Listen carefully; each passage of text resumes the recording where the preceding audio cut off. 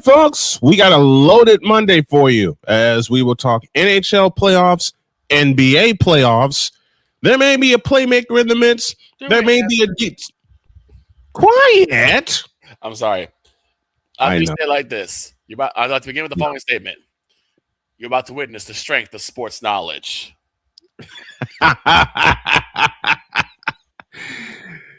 A, thanks for making me feel old, and B, thank you for the compliment. And you are indeed about to witness the strength of sports knowledge, as only we can bring it to you. Season 12 rolls on right now. I can't do it. We'll do it live. Do it live. I'll write it and we'll do it live. Mister, will you please wake up, wake up, wake up, wake up, wake up?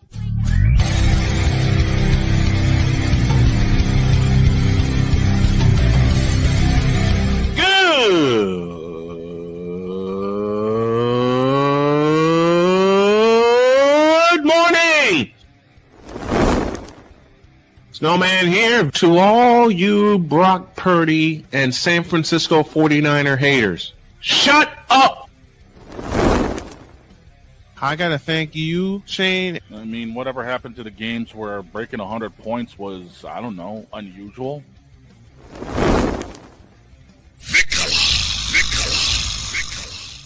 There was one word to sum up the All-Star weekend. Trays. Because we take this job so serious. Splash Brothers, yes. Ray Allen, replace him with Steve Kerr. Reggie Miller, yeah.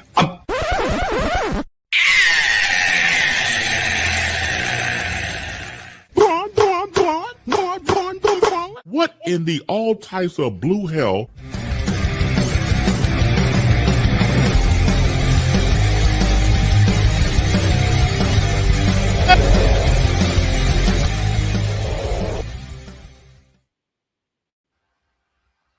You ready, partner? I'm ready. Let's do it. Good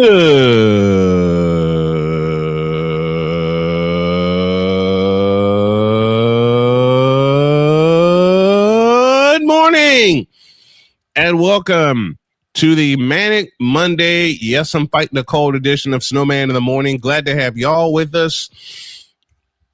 A ton to get to today. A ton. Playoffs have started in the NBA. Playoffs have started in the NHL. And I apologize to DROIDD in advance. We'll have him up here in a minute. Dietz is standing by. Jay Spivey will be with us a little later. Okay. There might, and I stress the word might, be a Playmaker appearance today, considering the fact his Orlando Magic had the win of the weekend. Little something I'm creating here.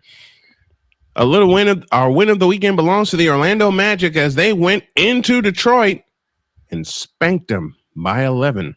The Orlando Magic in the playoffs. Do away with that. Do away with it.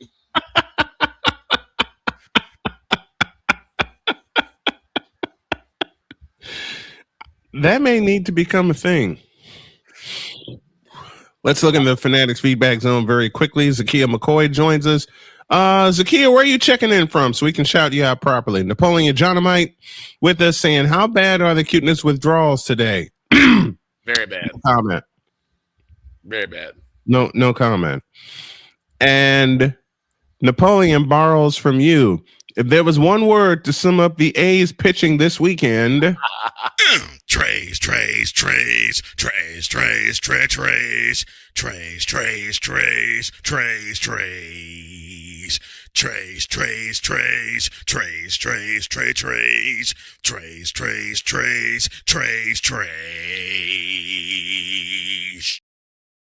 Sorry, Napoleon. I'm not. Sox took 2 of 3 from the Oakland A's. Should have been all 3, but we can't stop walking anybody, especially when you have Max bleeping Muncy, a 2-time World Series champion, walk it off for them on Saturday in the 11th inning. But in a place, Northern California, that gives us a lot of pain, just like Minnesota, just like Kansas City, and a few other places, Milwaukee, Sox had 2 of 3. Milwaukee being another, Miami being another. But the Sox got 2 of 3 from the Athletics this weekend. So I am very happy about that. But we're going to begin with the NBA playoffs. Sorry, couldn't help it.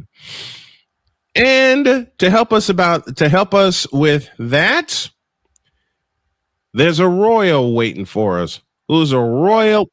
I can't even make that joke. You can't.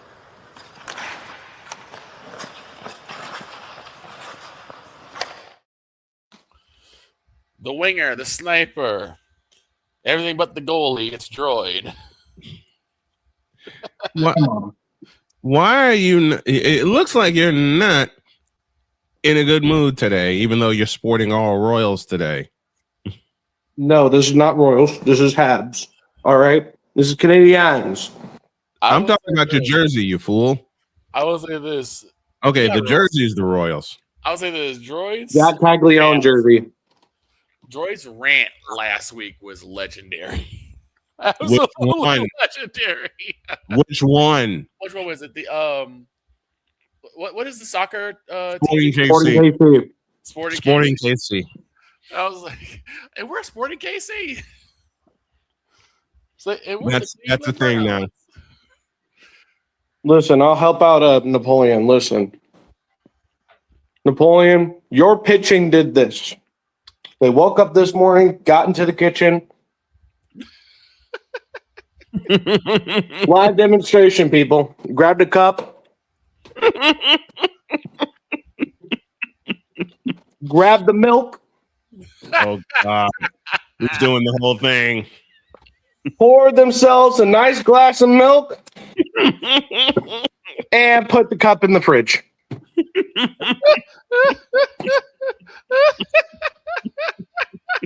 And don't forget the cherry on top.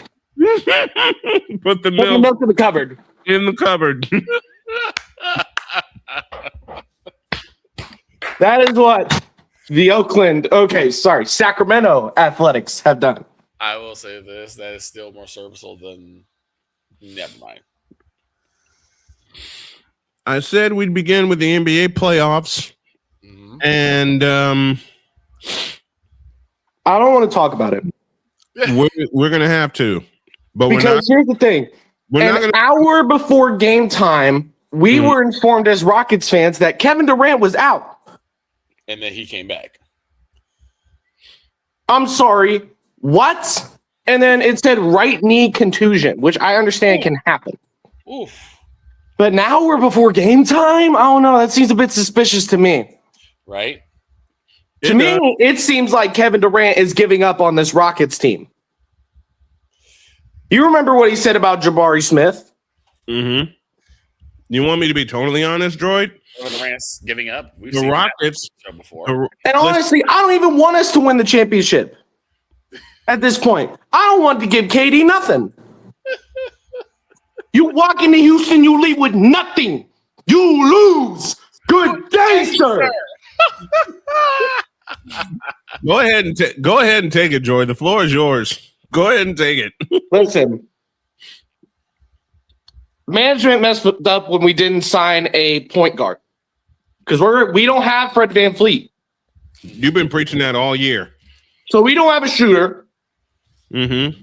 What if they're calling the Slim Reaper ain't so Reaper anymore? He's just slim. Right. Yep. Gets injured an hour before the game. Ahmed Thompson can't shoot.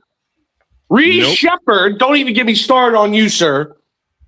You're trying to be the coldest white boy in the NBA. You got nothing on Austin Reeves, all right? No, you got nothing on Larry Bird. Forget all of that noise, but go on. Coldest white boy right now. You're not Luka. You're not Austin, all right?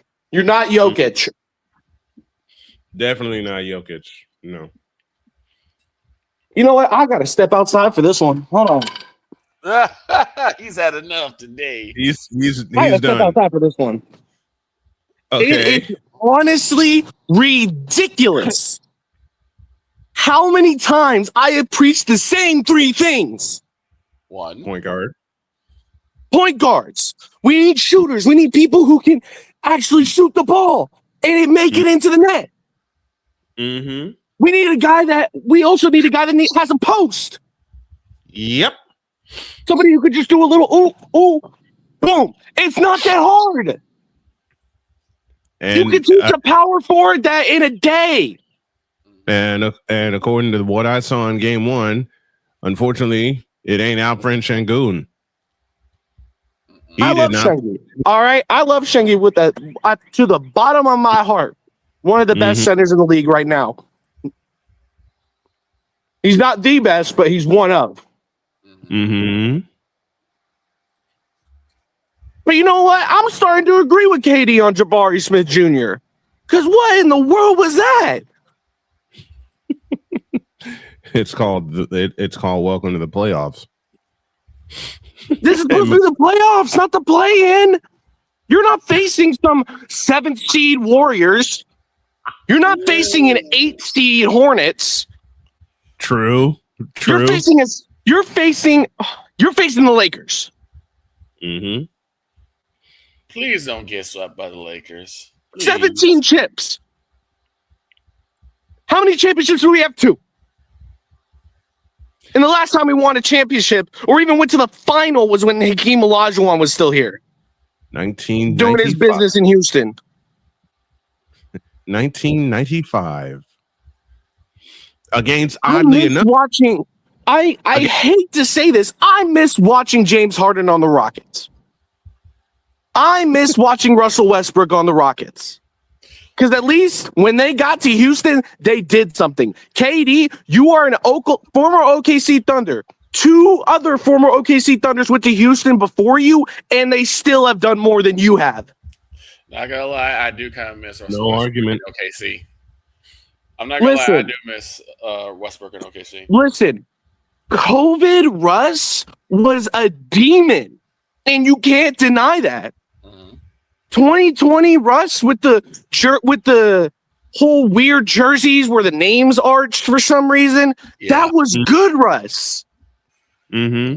And I hate to see him in Denver now. And honestly, I would happily have Russell Westbrook back. I said it. I would happily have Russell Westbrook back in Houston. Because at least he's not KD. There's your graphic. At least he's not KD.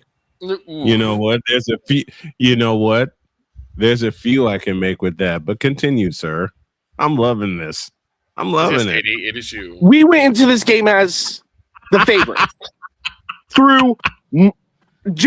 I will tell you, through multiple sports books, we are the favorites to win this series. Why? I don't know. But when you and I have, what do we lack? A shooter. What do the Lakers have? A shooter. Yeah. 2 of them, actually, Luka and Austin. And Austin Reeves. We don't have a post move. What do the Lakers have? Rui Hachimura. Several post moves.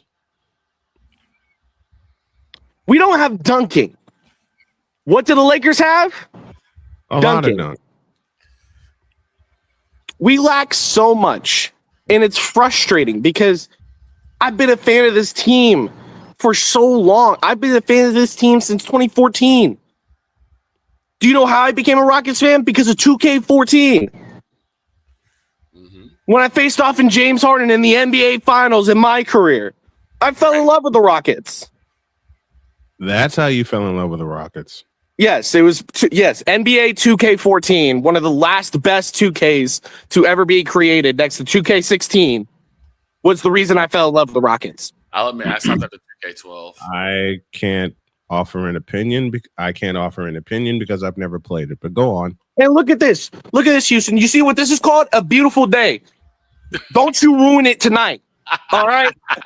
You better take game 2. Because you see this beautiful green? I love it. And I don't want you to ruin it. The Panthers already ruined my season. Oh. The Royals are already making this season worse by getting swept by the Yankees. Oh. Jakob Dobesh is the only thing making me happy right now. All right? Mm-hmm. And I'm going to use a closing sentence that we use every Wednesday. Now get out of my face, you thirsty bitches. Boom, boom. Boom, boom. I think on that we need to take a break. Please. I can't follow up on that. I can't follow up on that. More on the NBA playoffs, including the upset in Detroit, which I will get into, and much more on this Manic Monday edition of Snowman in the Morning. We're back in a deuce. This is Snowman in the Morning. Join Ryan McCarthy. I became a Jets fan because Kermit the Frog was my favorite Muppet because he was green, and the Jets wore green. That's how I became a Jets fan.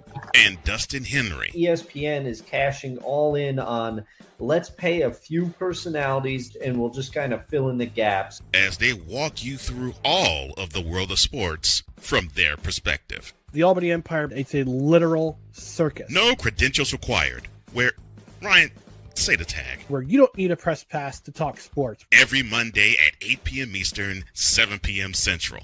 On YouTube and where you can find all podcasts. Oh, yes. The tradition, the pageantry, the spectacle, the history, the slut. Wait. I gotta rep my brother's stuff right. All my DMV soldiers, stand up! And welcome to the Commander's Gridiron Report. You want your commanders to be repped right? Well, D. Willie is your man. Commander's Gridiron Report. Every Tuesday at 11:05 a.m. Eastern, 10:05 a.m. Central. On the Sotoba Media YouTube channel. Music by J. Cool. Where my soldiers? Right side. Commanders. Where my soldiers? Left side. Join the transporter to Hades. Your butt and gut becomes one. Join the reformer of hooker whores. This is my daughter, Placenta Booty Johnson. Join the bronze car. Whenever you are in distress, take off your baseball cap and throw it in the air. Join your very own superhero of broadcasting, Chris Bass. So whatever color crayon they get, they palm it and do two circles, and that translates to I can beat up black people. As he takes you through the week's paces in Baseline.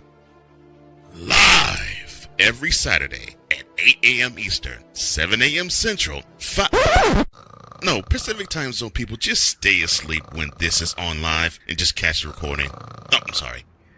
Exclusively on the Chris Bass YouTube channel.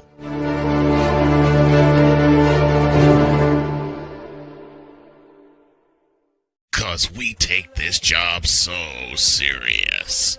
I'm on Alarm Island. Give me them cocks! Okay. What in the all types of blue hell? This is Snowman in the Morning.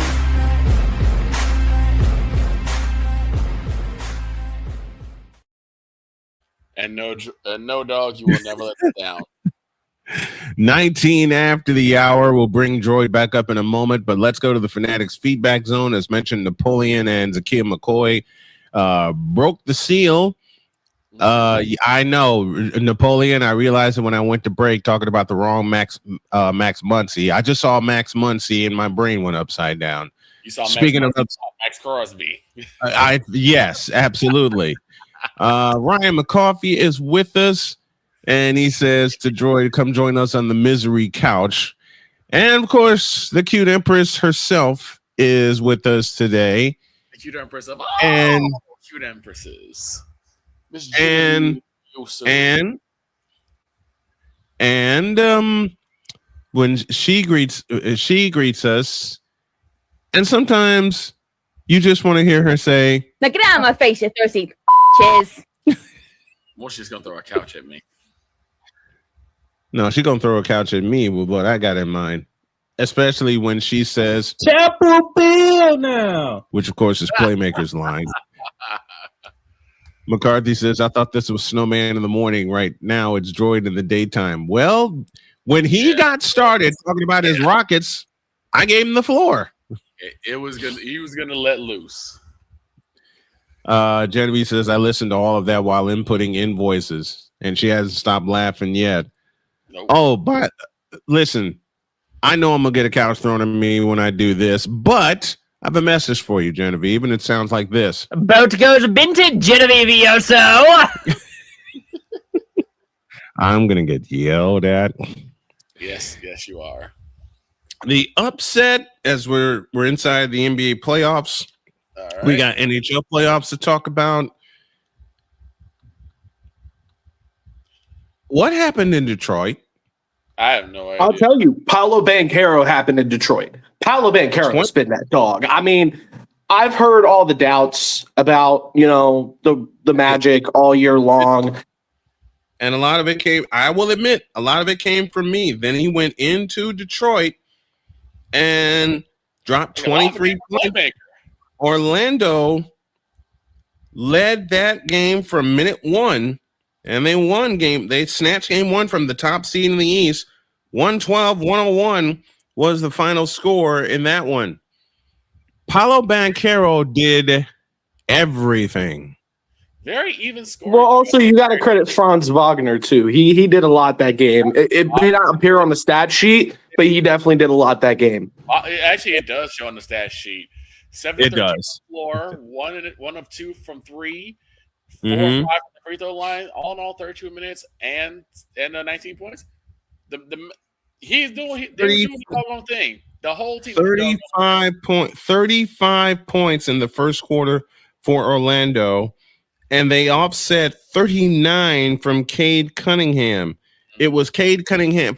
Listen, we talk about team efforts. Yeah. Do we not? We talk about team effort all the time.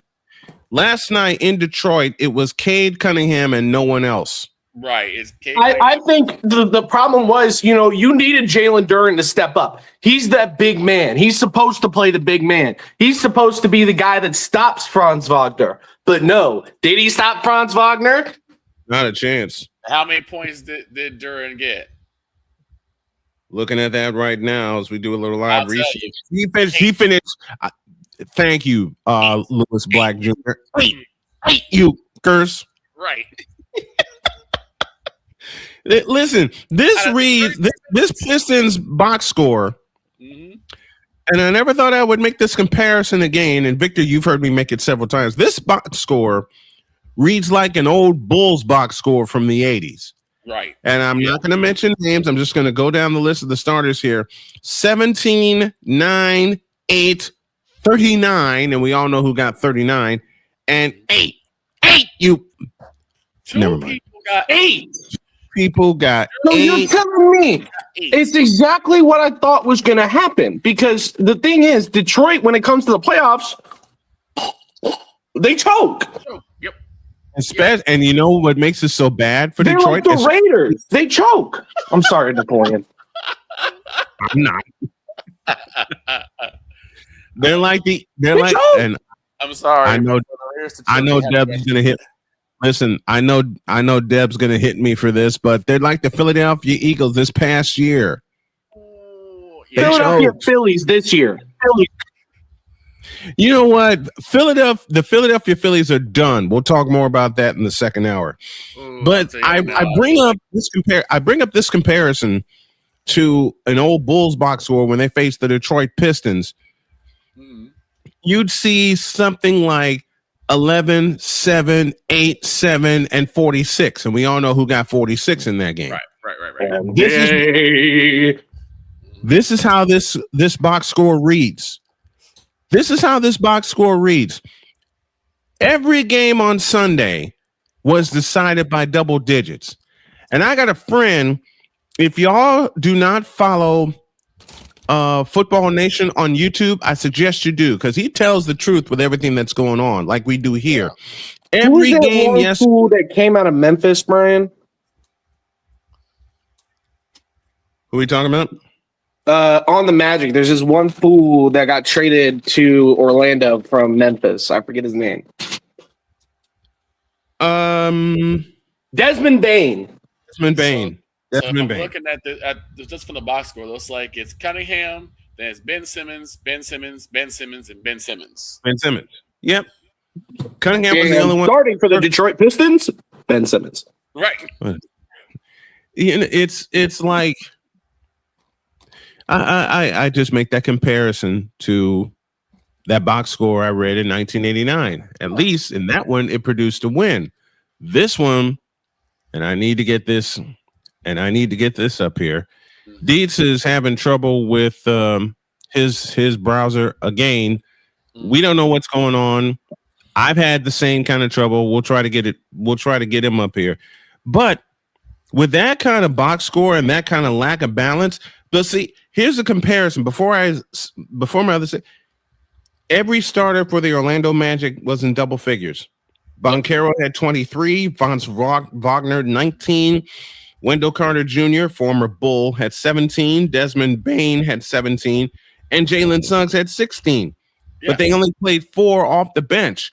Well, when your starters get out to an 18-5 lead, right, they were in cruise control the entire way. Now, Detroit did come back and they got within a bucket several times during the game. During the broadcast. Yeah, exactly. Would you really want to call that game? You know what? I looked at that game. My wife looked at that game and she asked me the same question. Glass. Because I flirted with it because as I said all year, the top seed was the Detroit Pistons. Then the Orlando Magic show up and they do this.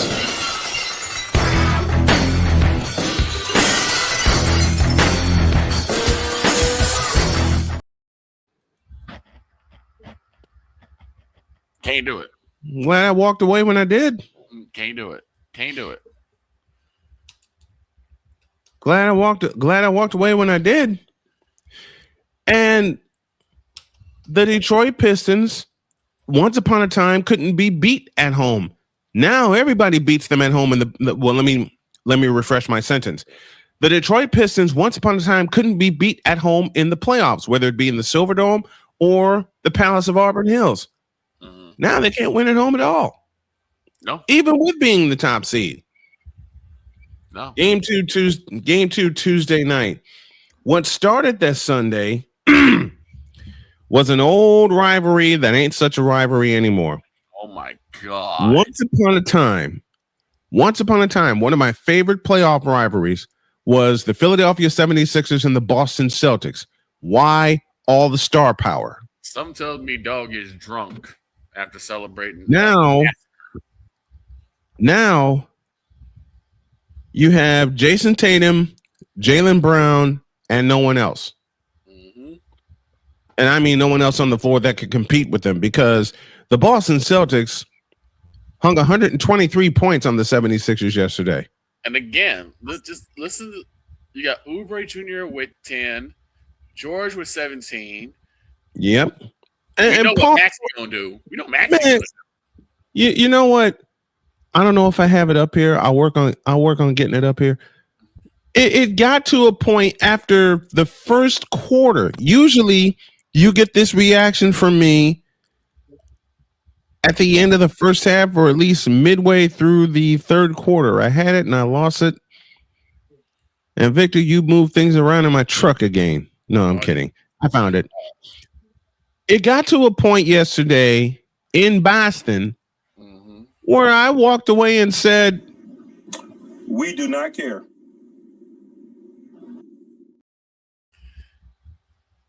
You got to feel that way for this series. You got to feel that way for this series, because unless Philadelphia has a miracle in them, they're going to get swept by the Celtics again in the playoffs. And I'll say that this is ridiculous. This is a little more even scoring than the other game, the Pistons game, because at least only one guy, which is Bono, was out of double digits. But again, you go back to the Celtics, 25, 12, 13, 10, 26 points. Jaylen Brown. And then you got Peyton Pritchard off the bench with a dozen. I'm like, good grief. And Detroit's the number 1 seed. Not the way they played yesterday, and not according to this box score I'm reading from game 1 on Sunday. I feel like John Cena, Detroit is the number 1 seed. Are you sure about that? Are you sure about that? Absolutely. No, even better. To honor Cole Johnson, Detroit's the number 1 seed. You tripping.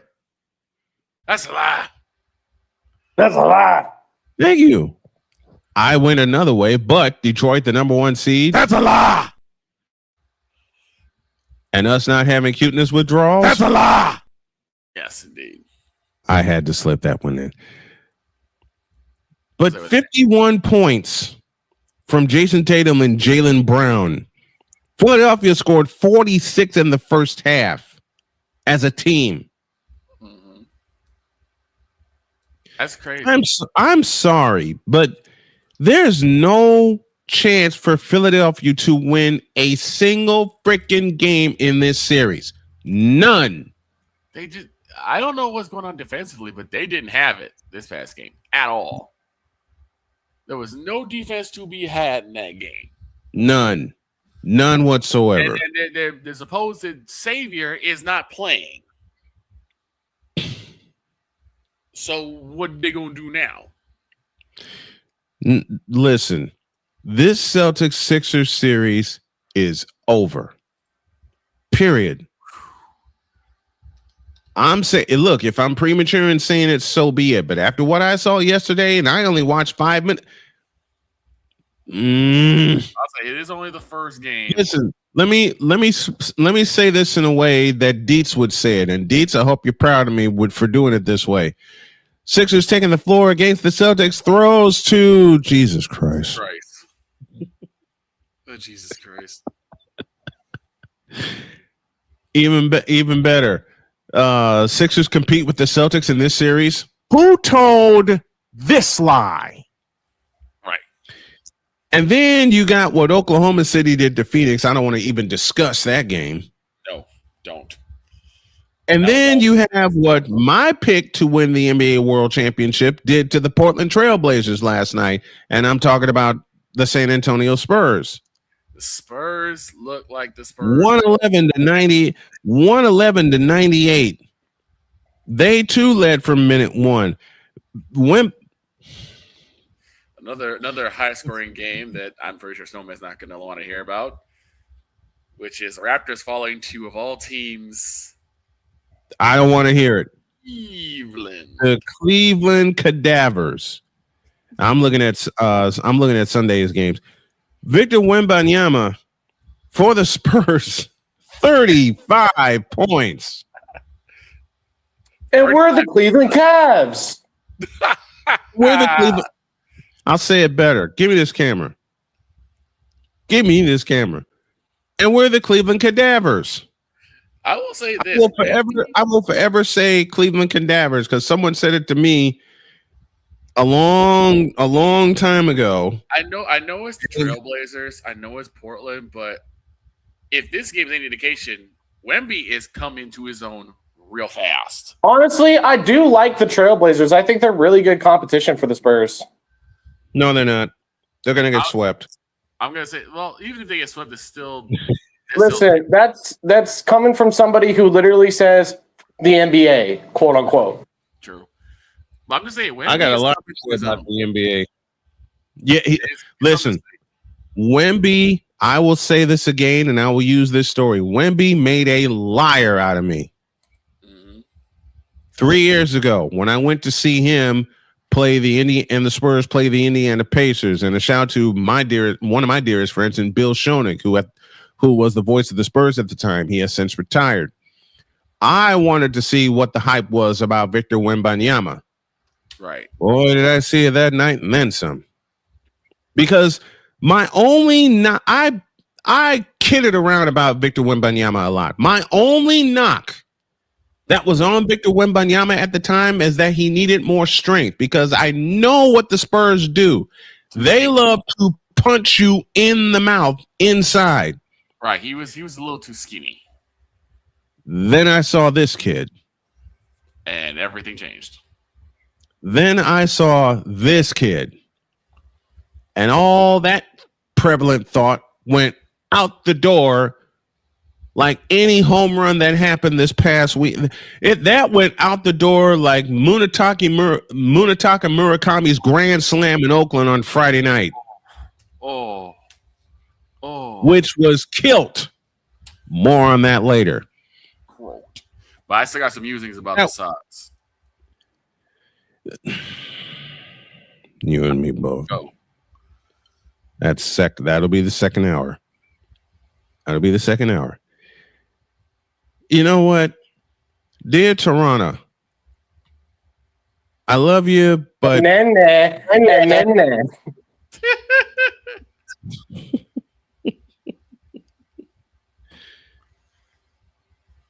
I mean, dear Toronto Raptors. Oops. Oh. Toronto messed that up. Toronto was supposed to do all of us real NBA fans a favor and take care of Cleveland and have them say, and we're the Cleveland Browns. Yes, I purposely said Cleveland Browns. I know I messed it up, but it's a purpose. Not after what I saw. Not after what the hell I saw. And Toronto had chance after chance after chance after chance in that game. Chance after chance. And they blew it. Yep. And wound up losing by 13. There was not a close game from what I'm seeing so far in this first round of the NBA. And I know it's game one all over the place. I get it. But every game that I've read was decided by double digits. And my buddy Mario at Football Nation said it best. And the NBA wonders why they're losing fans and they're losing viewers. Yep. It's pretty freaking predictable. You know something? We're going to take a break, come back. I got a Snowman take about the NBA that a lot of people won't like, and I don't care. And at the top of the hour, Victor and I both have musings about our White Sox. Yes, they took 2 of 3 in Oakland. Yes, they split in Kansas City, but it should have been a much better result for 2 big reasons. We'll get into all of that. Take a break. When we come back, me and the NBA are going to have a fight. We're going to fight. We're not going to talk. We're not going to muse. We're not going to shadow box. We're going to fight when y'all get back. This is Snowman in the Morning.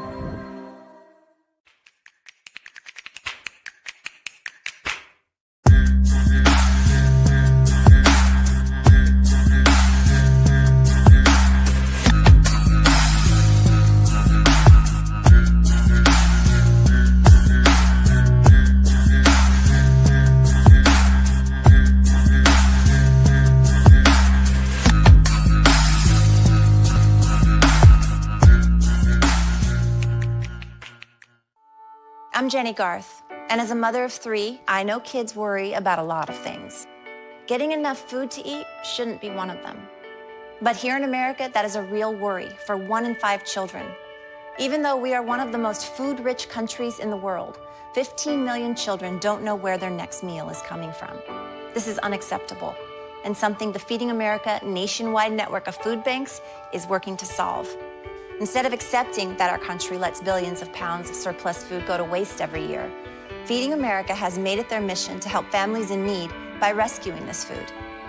Through food pantries and meal programs, the nationwide network of food banks provides more than 3 billion meals, serving virtually every community in the United States, including yours. Join me in supporting Feeding America and your local food bank by visiting feedingamerica.org. Together, we can solve hunger. Together, we're feeding America. My mother was always very familiar with her neighborhood, but one day she stopped at the stop sign for much longer than usual, and she didn't know whether she should go forward or turn, and she wasn't even really sure where she was at. It was very unsettling for her. I felt so much better after my son told me, "Mom, I don't want you to worry or be afraid. I'll be there for you and we'll figure it out." 'Cause we take this job so serious. I don't have a suggestion as to anything but keep the bitch. Keep her. If she does not Wow. What in the all types of blue hell? This is Snowman in the Morning.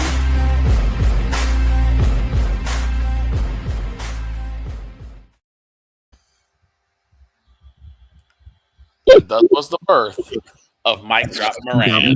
And yes, indeed. 41 after the hour, and dear NBA, I have a few things to say about you.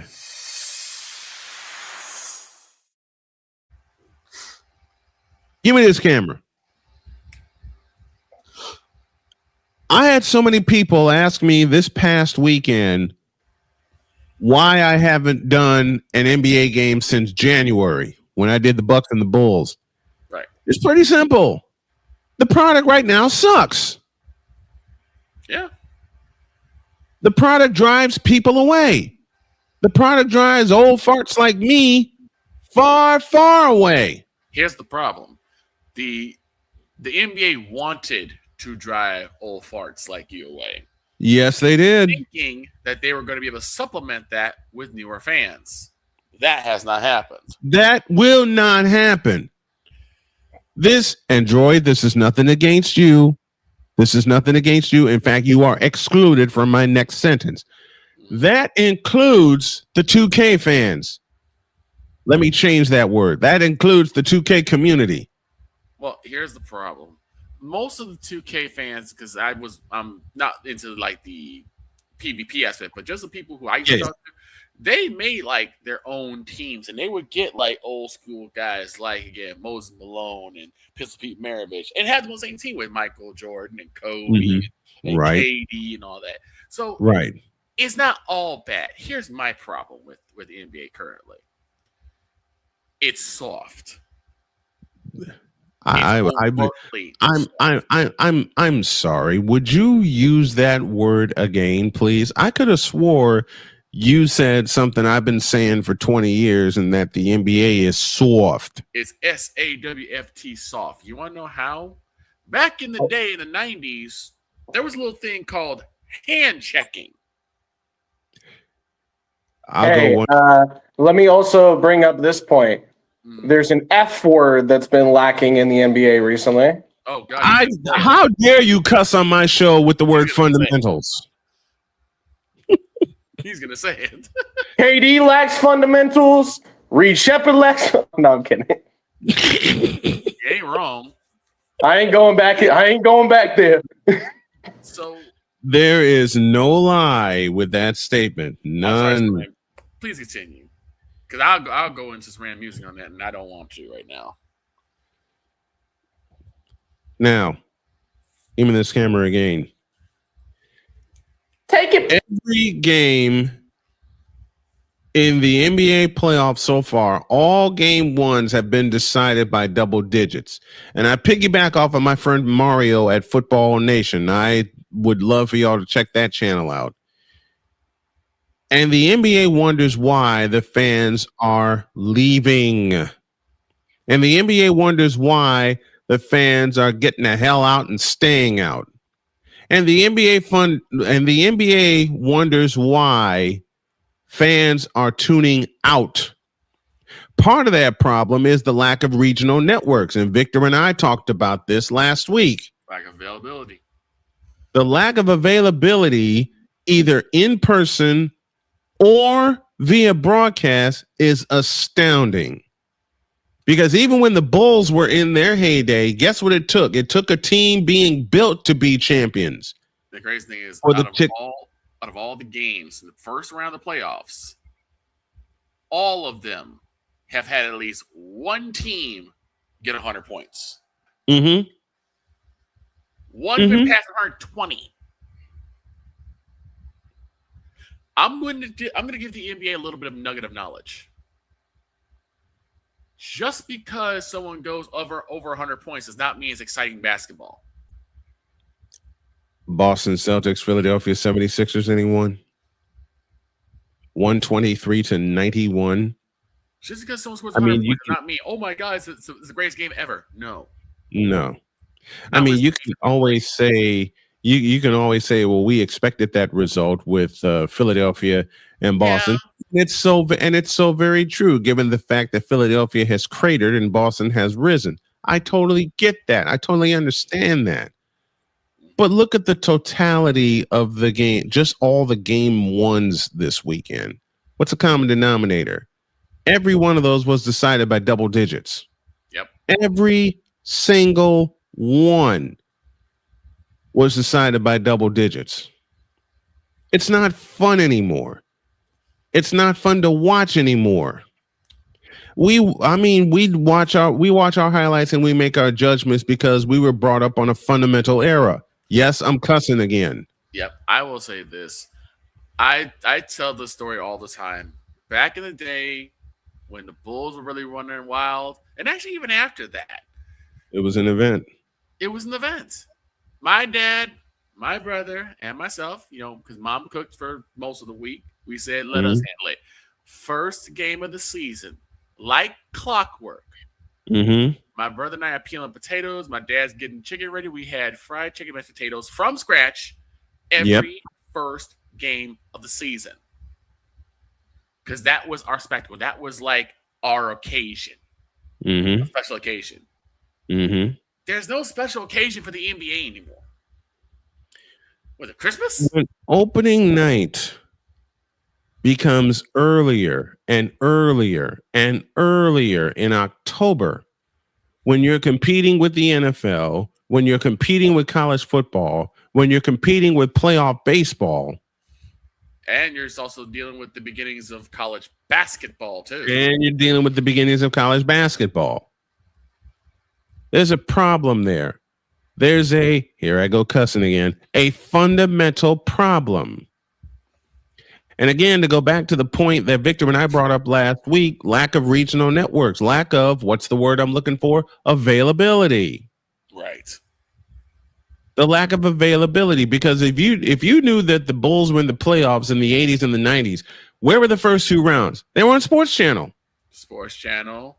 And the more popular the Bulls and the more popular the Bulls got in the 80s, guess who stepped in? CBS.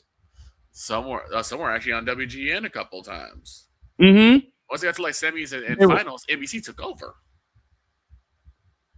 Listen, the usual hierarchy in the playoffs, and I'm using the 80s and the 90s as an example, and forgive the way I sound right now. I'm very stuffed up right now. Mm-hmm. The first two rounds were on Sports Channel. Right. Okay? If you were lucky enough to have TBS and TNT as part of your cable package, because TBS is to Atlanta what WGN is to Chicago. Right. If you were lucky enough to have that, you're golden. Right. Because at that time, from what I watched, and I know people can correct me on this because there's some that have watched it longer. TBS and TNT was in its infancy covering national games.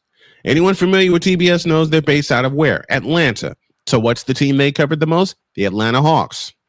Right. So the regional networks had the first two rounds of the playoffs. If the Bulls were lucky enough to make it to the conference finals, that's when CBS took over. And then beginning in the 90s, of course, it was NBC that took over. And here's the thing. NBC, CBS and NBC, up until 2002, did not split their coverage of the conference finals. Right. One team covered the Eastern Conference Finals. One announced team covered the Eastern Conference Finals, and an NBC's case, it was Marv Albert and Mike Fratello, and later on Marv Albert and Matt Gukas. Mm-hmm. And then in the West, it was Dick Enberg and Steve Snapper Jones. On CBS, the East Finals were covered by Dick Stockton and Hubie Brown. And the Western Conference Finals was covered by Brent Musburger, the legendary Brent Musburger. Mm-hmm. I bring up all that to say this. The conference finals was what? Available. Because CBS until 1990. Well, first of all, let's give a shout to Chris Schenkel and ABC that covered it. The real ABC that covered it the first time up until memory serves me correct, 1974 when CBS took over. And then CBS had it from 1974 to 1990. And of course, we all know the NBA on NBC was born. Right. with all that lineage, what was the NBA during that time? There's a very key word, available. Yeah. Now you got all these dadgum streaming services that are putting a bigger hole in your pocket than cable is. Yep. And I know there were a lot of people that have cut the cord. Hell, Victor and I did it when we lived in Gary, Indiana. The problem, it boomeranged on us. Right. Especially when we wanted to watch White Sox games. Because like you're gonna either gonna have to pay for this, or you just be left out in the cold. Unless you have a good radio. You're either gonna pay through the nose, or it's gonna come out of your ass. That's it, and that's all. Why is the NBA losing fans? Lack of availability is one. Lack of being able to afford it is another. And the third and the most important thing, the product on the floor sucks. Yeah, because now end of story. It blows. Because it gets to the point of why are you paying so much for a product you don't even want to watch? You're not even interested. Exactly. I'll give you a perfect example. Go for it. It's a perfect example. So my friend and I were talking about things that used to be really big that are not big anymore. And one thing she brought up was movie theaters. She's like, movie theaters have gone downhill. In fact, something in Chicago, Snowman, is that the city is looking to close down Ford City. But we'll get to that in a little bit. Here's the thing. I said, think about it. Back in the day, movie theater tickets for a matinee ran you about $5. If that. And then you can go get $1.25, thing of popcorn, or for me and my nachos person, maybe $2. You have all the cheese you want, all the jalapenos you want, and for a date, it was affordable. Right, and for a date, that's probably what, maybe $25 for the whole night, or for the whole day. And then for the night, it might double it to like maybe $10 a ticket, but everything stays the same. Now, the last time I went was, I think I was watching Black Mass, which was the Johnny Depp movie. It was Joker. It was, and me and Bill actually went. It was $21 for a ticket, just for the tickets. No, thank you. And then it's enough for a small thing of nachos. It's another $10. You get two things of cheese and another $2. And I'll add this, because the last time my family and I went to a movie theater, I want to say it was 3 years ago, and that was an arm and two legs. Right. And the serving sizes at the theater got smaller and smaller and smaller. And then to top it all off, most of the movies in the movie theater suck. So you start to you have to question, why would you pay out the nose for something you know you're not going to enjoy? It's the same thing with the NBA. Same thing with the NBA. Great point. I told you before, my father, he watched NBA during the Bulls era religiously. Didn't miss a game. Now, he doesn't watch NBA at all. At all. And if my dad was here, he'd tell me the same thing. Hell, I can tell you my dad stopped, but not just because of his health going bad. My dad stopped watching the NBA about the same time I did, which was 2002. And you question the great screw job. Yeah. If y'all know, if y'all remember the Western Conference Finals in 2002. Yep. You question of why would you subject yourself to paying a lot of money? And the funny thing is, the NBA back in the 90s didn't have any money woes. Michael Jordan did that. Animated available. So why is it now that everything's behind a bleep paywall? Is the NBA all of a sudden having money troubles?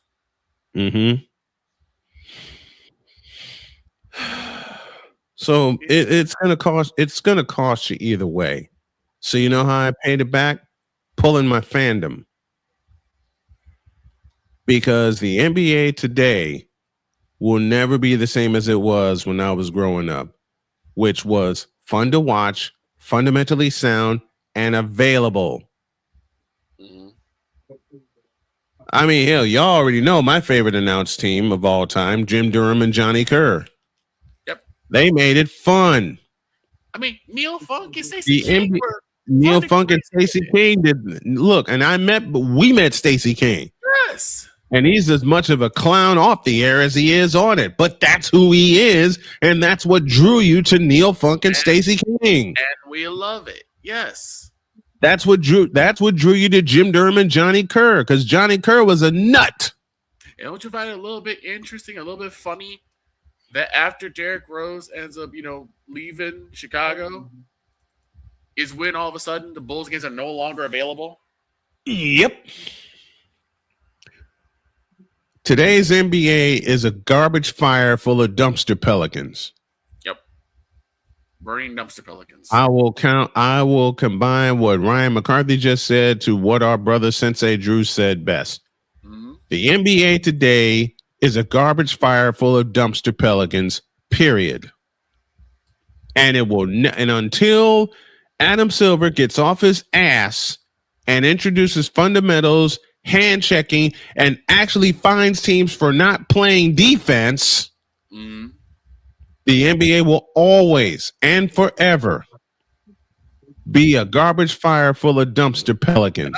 I'll say this too. I understand that you want to keep players safe. I get that. You don't want to be barbaric. I get it. You don't want that. It gets to a point where if you're going to call a foul on someone just because they have a fever next to another player, that's a problem. Yeah. If passing gas to another player is going to cause a foul, you got a problem. And a lot of people are not going to like what I'm going to say next, and this is where I'll close it off before we go to the second hour. A lot of people are not going to like this. But since 2002, there has been one player and one player only that I put all the blame for the ills of the NBA at its feet. And why? Because yes, LeBron, it is you. It has always been you. It is you now. It will forever be you. Forever and ever. Amen. It's your fault, LeBron. You've ruined the NBA. You've ruined the stake of fans in the NBA. And you just ruined sports in general by being you. I will say this. Dog. Hemorrhoid. LEBRON. Hemorrhoid. I'll say this about LeBron. LeBron is, in a sense, suffering the John Cena effect. What do I mean by that?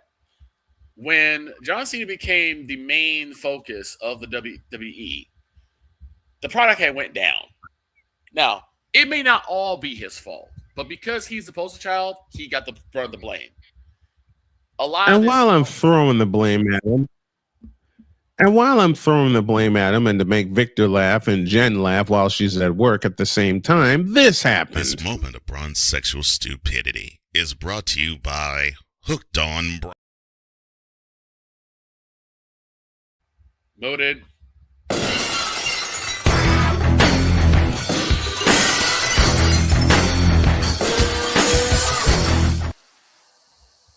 If you really, and I also know that I'm going to be told this: use a troll. Troll. Use a troll. Troll. Use a troll.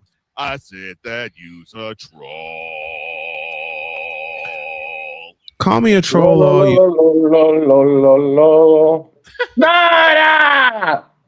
Exactly. I'll put it like this. Call me a troll all you want. Call me every kind of hater that you want. I know what's going on from the 1980s to the 1990s to 2000 with the great screw job in 2002 to now. It has fallen down the freaking toilet. Period. I'll say this. And until you improve the basics, don't even talk to me. Yeah. I'll say this. I don't even think I can even put it at LeBron's feet. I put it at his fans' feet. LeBron is doing what he needs to do. I can't fault someone for that. What I can do is fault the slew of fans who do not pay attention to the game, who don't look at the ebbs and flows of the game, who only watches the highlights, who prompts up ESPN, who prompts up Facebook as their mecca. And then they pop up on YouTube thinking they're the greatest thing to broadcasting, which gets on my nerve. Nick Wrong, Ryan Hollins. You know what? I'll borrow from Wise El Jefe. Now, do I encourage this? No. This is a joke that Wise came up with. But we just need to all line up, have Nick Wrong and Ryan Hollins and a few others that suck LeBron's all the time. We just need to line up and sock him in the face. That's a joke from Wise El Jefe. Anyway, that's Snowman's take. What's yours?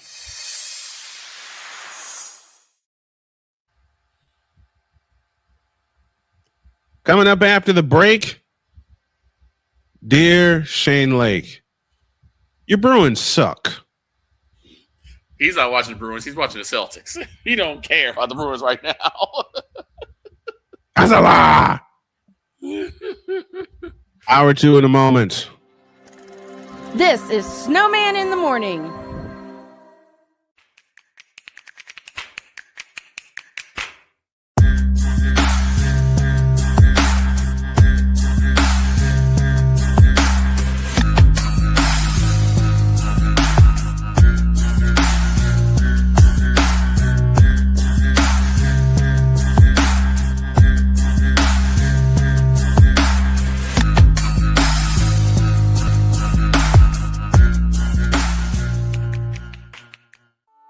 I'm Jenny Garth, and as a mother of 3, I know kids worry about a lot of things. Getting enough food to eat shouldn't be one of them. But here in America, that is a real worry for 1 in 5 children. Even though we are one of the most food-rich countries in the world, 15 million children don't know where their next meal is coming from. This is unacceptable, and something the Feeding America nationwide network of food banks is working to solve.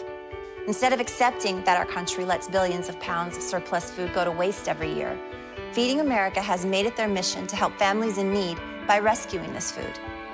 Through food pantries and meal programs, the nationwide network of food banks provides more than 3 billion meals, serving virtually every community in the United States, including yours. Join me in supporting Feeding America and your local food bank by visiting feedingamerica.org. Together, we can solve hunger. Together, we're feeding America. My mother was always very familiar with her neighborhood, but one day she stopped at the stop sign for much longer than usual. And she didn't know whether she should go forward or turn, and she wasn't even really sure where she was at. It was very unsettling for her. I felt so much better after my son told me, Mom, I don't want you to worry or be afraid. I'll be there for you, and we'll figure it out. 'Cause we take this job so serious. I don't have a suggestion as to anything but keep the bitch. Keep her. If she does not, wow. What in the all types of blue hell? This is Snowman in the Morning.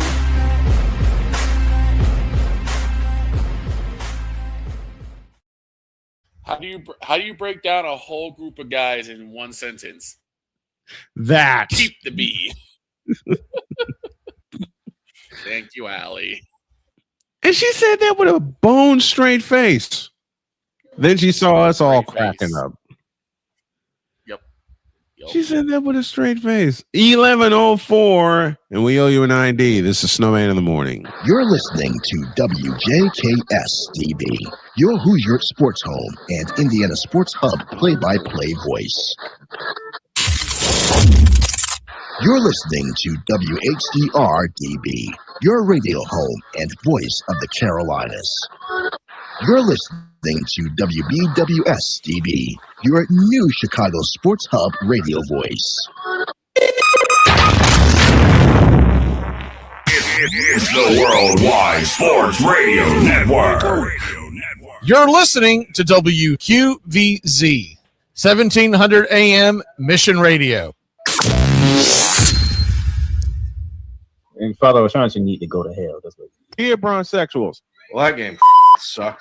I'm on Alarm Island. The is that? Shut your mouth. You like that?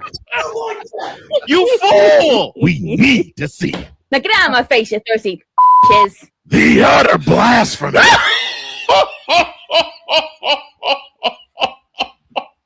Mr. Cole Johnson. I have a good question. That's a good question. What the is Alarm Island? Ask Shane. He came up with the term. I don't know if I'm too young to understand that or what. Like, I'm on Alarm Island. Give me them cocks. Sorry. Here's what happened. We were doing our college picks one Thursday. Mm-hmm. Shane was trailing in the standings. Yep. And I think South Carolina was on the road. Of course, South Carolina is known as the Gamecocks. So, in order to attempt to make a comeback, he picked them and delivered that line. And people didn't wonder work. why I call them the chickens for that reason. Did the Gamecocks win that weekend? Huh? Did the Gamecocks win that weekend, though? They got blown out. Nope. They got blown to smithereens. But y'all got a meme out of it, so that's good too. You know what? I think I'm going to turn those into videos. Turn our station breaks into videos. All right. We got something to do, and that is the Snowman SeatGeek Sports Board Cutie Empress update. We'll start in the NHL from Saturday. It was the Hurricanes over the Senators 2-0. Wild over the Stars 6-1. Game 2 is tonight. Yours truly will put the headset on for that.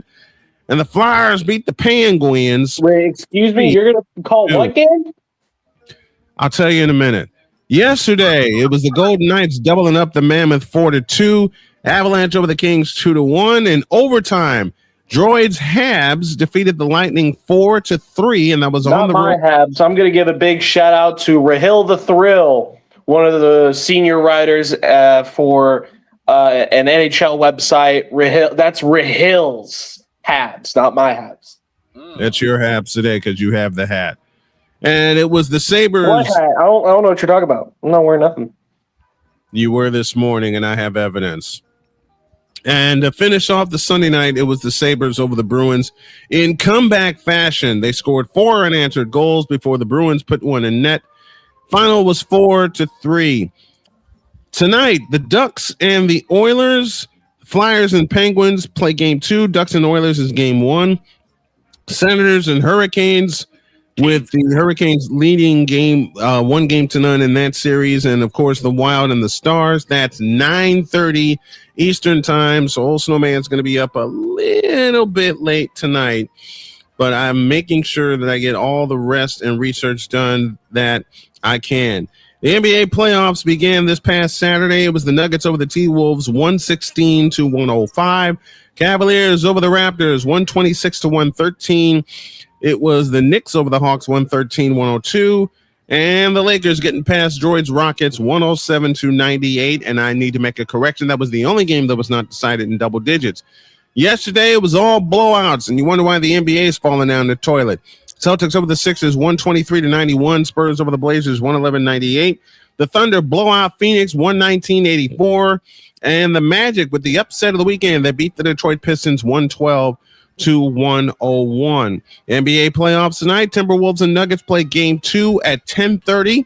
Raptors and Cavaliers kick off the night at 7 Eastern. And the Hawks and the New York Knicks will play game 2 of their series. The Knicks lead that series 1-0. That game tonight is at 8 p.m. Eastern. Yesterday in the majors, Nats over the Giants 3-0. Cardinals beat the Astros 7-5 in 10. White Sox beat the Athletics 7-4. Mariners over the Rangers 5-2. The AL West is a cluster right now. Yes. The Yankees over the Royals 7-0 to complete the sweep in Kansas City. Blue Jays over the Diamondbacks 10-4. Pirates double up the Rays 6-3. It was the Cleveland Indians / Guardians over the Orioles 8-4. How did we lose to those guys? The Fish beat the Brewers 5-3. Reds get 3 in the 10th, and they beat the Twins 7-4. The Cubs come back and beat the Mets, and the sorry Mets have now lost 11 in a row. 2-1 the final there. It was the Rockies over the world champion Dodgers 9-6. Padres over the Angels 2-1. Tigers beat the Red Sox 6-2. And the Philadelphia Phillies season is over. They lost to the Atlanta Braves, and the Braves sweep that series by a final of 4-2. Tonight, 6:10 sees the Astros travel to Cleveland to take on the Guardians. The Cardinals and the Marlins at 6:40, 6:45. The first place Braves travel to Washington to take on the Nationals. 9:38 sees the Blue Jays and the Angels. 9:40 sees the Athletics and the Mariners. Tigers and Red Sox already underway, and there's no score in the top of the first of that game. 6:40 sees the Reds and the Rays. Royals host the Orioles at 7:40. All times are Eastern. Also at 7:40, the Phillies and the Cubs go at it at Wrigley Field. And the Phillies, you have one job, okay? And the world champion Dodgers at 15-6 take on the Colorado Rockies. And that is your Snowman Scoreboard SeatGeek Cutie Empress update, brought to you by SeatGeek, where fans can fan. Use the code Snowman for $20 off of your first purchase. That's only through the power of SeatGeek. Clark Goodlow is with us saying, "Go Sacramento A's." He says, "Great sports great sports commentary." Doggone, I can't talk today. He says, "Snowman and the wonderfully wicked humor." Gotta love it, man. Look, I don't come up with some of this stuff. The crew helps me with that. It was 3 past Swayman in the third period. Yeah, man. And Caleb Hernandez, Dietz's pick of the week, because you know we have to draft this week. I'm not going to read that. You got hit with that one. Napoleon says the NBA is trash because of a certain. Napoleon Johnamite says the NBA is trash because of a certain false goat, which I will explain more on Wednesday. And you know McCarthy's comment, which started that whole rant, because today's NBA is like a garbage fire. It is unwatchable. Ain't that the truth? It really is. And people wonder why we do nothing. Most people do nothing but highlights. All right. NHL playoffs are in full swing. Canes and pie. And shut up. Aho gelada, not chamada, canes and pie. That's the Blake Hammer. Droid, you're gonna need to move. Droid, you're gonna need to move your camera because we're coming to you next.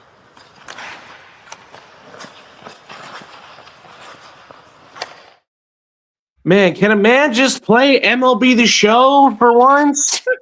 No, because you're working, you fool. No, I'm not even on the clock. Listen, I am going to say this is one of the best first 7 games of the NHL playoffs I've seen in a long time. That's why I'm doing hockey and not the NBA tonight. Let me get this read in for you. Let me get this read in for you, Droid. Droid's Power Play today is brought to you by Fanatics. Whatever team or sport that you represent them well using Fanatics. Use the code Snowman for $20 off of your first purchase. That's only through the power of Fanatics, where fans can fan. Deemed fit. Deemed for first responders. Ooh. There you go. There you go. Already, he's been for a long time. The NBA equals Jets season. Give me this button. Damian Hernandez, dead to the field, and it's out of here. Let me. Where is that button I'm looking for? Damian, for your comment, and we all agree with you. Here you go.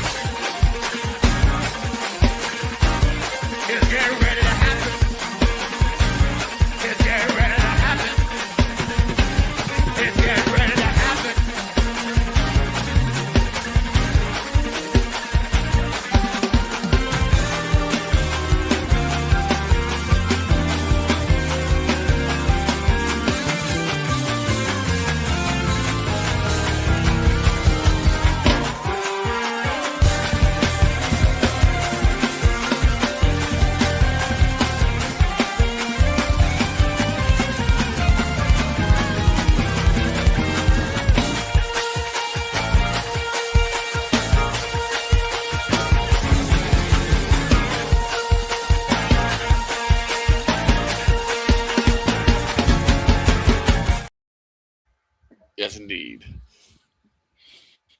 Droid, I tell you what, man.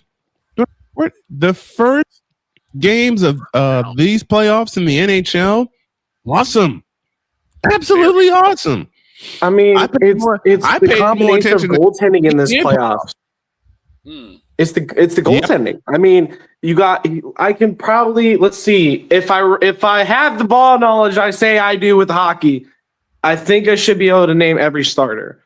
So for the Anaheim Ducks, you got Lucas Dostal. For the Edmonton Oilers, I believe it's Tristan Jarry, the man they traded for out of Pittsburgh. For the Utah Mammoth, it's Karel Vejmelka. For the Vegas Golden Knights, I thought Aiden Hill, but it's actually Carter Hart. Because Aiden Hill is out with injury. Colorado, ooh, this one's always tough because it feels like Colorado's changing their goaltender every year. It's almost impossible to keep up with. Last I knew, it was Georgiev, former Ranger. But I think also Scott Wedgwood is a Colorado Avalanche. Correct me if I'm wrong. I could totally be wrong about that. Avalanche goaltending is not my strong suit. We'll just say that. The Stars, it's Jake Ottinger. For the who got blitzed on Saturday night. The Minnesota Wild. I think they're going with the young rookie Jesper Wallstedt as their starting goaltender. Philip Gustafsson backing him up. I believe both of them are Swedish. The Swedish duo, one of the greater duos of goalies in the league right now. We miss, honestly, even as a Panthers fan, I miss the Jeremy Swayman, Linus Ullmark duo, probably just as much as Shane. Scott Wedgwood and Mackenzie Blackwood. So I did get Wedgwood right. I do remember Wedgwood. Right. Oh, yeah, because Georgiev is in San Jose now, and they were eliminated. Okay. And the Los Angeles Kings, I think it's Peterson, but I may be wrong because I'm still stuck on Jonathan Quick in LA. So, and a shout to the great Jonathan Quick, who retired. He has retired officially from the NHL. One of the greatest careers in goaltending, up there with Marty Brodeur, Patty Waugh. What's his name? Eddie Belfour. You know, you got to put him up there. Eddie the Eagle Belfour, Corey Crawford, and Jonathan. I don't know if I'd say Corey Crawford is a Hall of Fame goaltender. A lot of that Chicago Blackhawks team was Jonathan Toews, Patrick Kane, and Duncan Keith. But you said it yourself in the conversation we had recently. You may have all that firepower, but if you got no one in the net to back you up, then doesn't matter. Listen, he was a Tim Thomas, all right? He was mid enough to the point where the defense didn't have to do much. Corey Crawford, I believe. I don't know if Corey Crawford will be elected to the Hall of Fame. That part I don't know, but Corey Crawford does. His name is forever cemented on 2 cups, so it doesn't really matter if he makes the Hall of Fame or not. He technically is still in the Hall of Fame, just on the cup. Just so like I could say, oh yeah, Sergei Bobrovsky's in the Hall of Fame because his name's on the cup twice. Like it's this, you can say the same thing about any goaltender who's won 2 cups and not in the Hall of Fame. The goalies in LA, according to Ryan McCoffey, are Darcy Kemper and Anton Forsberg.